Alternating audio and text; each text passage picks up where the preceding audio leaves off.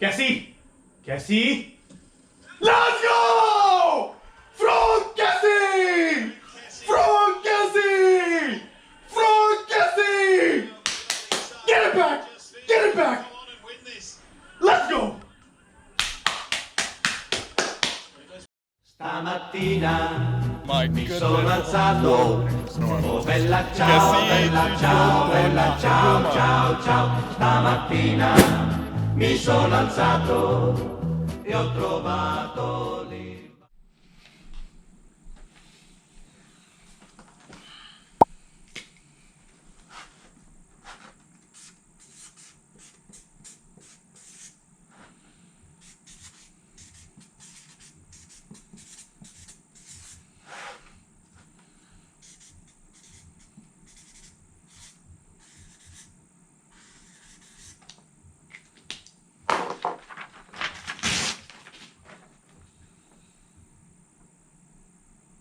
Hello and ciao Milanisti. Welcome and benvenuto RossonARI. AC Milan 2, Napoli 2. I'll take it. 11 points out of a possible 15 in a run that included facing Juventus, Napoli, Roma and Lazio.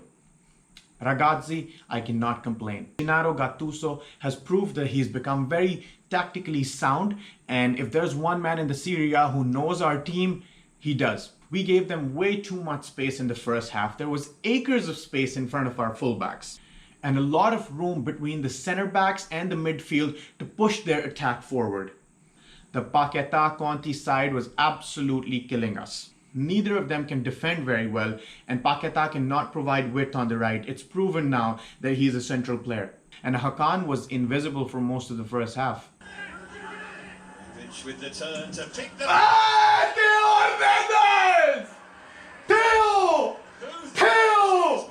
Theo Hernandez! Let's go!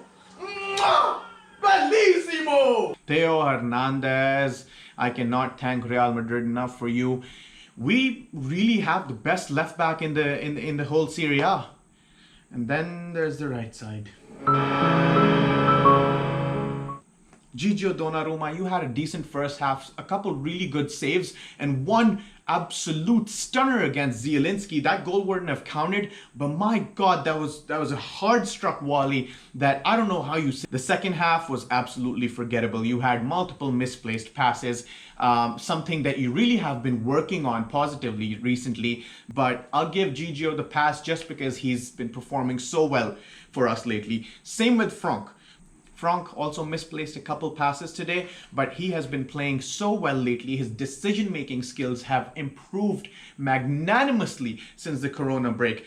Also, Kale John, I know it's Callejon, I'm gonna call him Kale John. Kale John, with his pedo mustache, was complaining so much after that penalty that I wanted to punch this guy in the face. That was a clear penalty. Gattuso, after the game, protested against penalties in general. He says the Serie A is giving away way too many handballs and that defenders with their hands tied behind their backs is a completely different sport. Although I agree with you, Rino, this wasn't really a case of handball as Bonaventura was clearly tripped. Andrea Conti, you had an absolute shit game. An absolute shit game. Gotta give credit where it's due. He did make two good runs, but he didn't get the pass for either of them. He had an absolute nightmare dribbling against the pacey Mertens, Insigne, and also Zielinski from the right. He also put multiple dangerous tackles and meaningless fouls in, which resulted in dangerous corners. And we all know how bad we are at defending set pieces. Salamakers, it was unfortunate that you got two quick yellow cards. Also, because of a little bit of stupidity on your end. He did seem to touch the ball on the first one, but the studs were up, so I understand. And that guy Elmas went down to the ground crying and screaming like a little bitch. Twice, not once, but twice. I've lost respect for him. Now we have Salad Maker out for the next game as well, so I hope to God that Casti can somehow rejuvenate himself and come back from injury in time. Paquetá, you had a horrible game, 67% passing success, 4 duels lost, which is not good for someone who's playing in the midfield. 11 accurate passes, 6 of which were in our own half. It's clear that Paqueta, I think Pioli should figure out how to play both of them at the same time so they can keep swapping their positions and create a free rhythm in the midfield. Zlatan Ibrahimovic, my man, didn't really have the best of games. He was a little isolated in the first half, threw in a couple bad passes too, which is very unlike himself. Also, he made the comment a couple days ago, which I really like. It signifies that he knows what caliber of a team Milan is and where they should be. This is why the players get so motivated with Ibra on the pitch, on the sideline, or even in the locker room.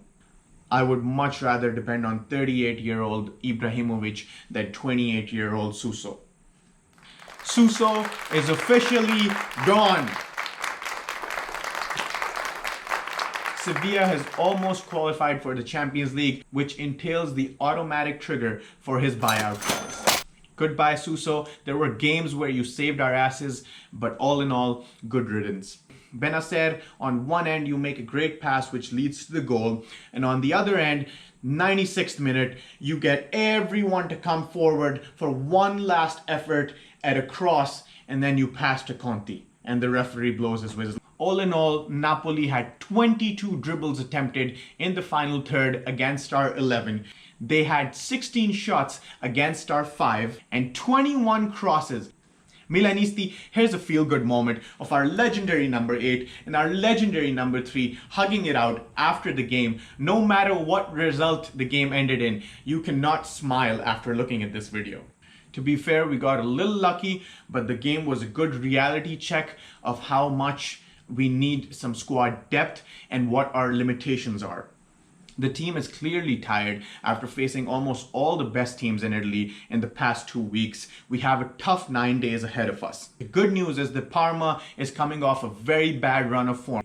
They barely just avoided their 5th straight loss. We have shown some complacency against sides that are off form, so let's not do that. Pioli, please reach deep down in your hat and reach out for some trick that can allow us to comfortably win against Parma and also not tire out this already fatigued squad. Alright Milanisti, this was it for Milan 2, Napoli 2. I will see you next game. Please like, subscribe, comment below and let me know what you want me to talk about. Whether it's the transfer market, the arrival of Rangnick, how much of a pedophile Callejon looks with that mustache. Unless if you're an Inter fan. In that case, get the hell out of my channel.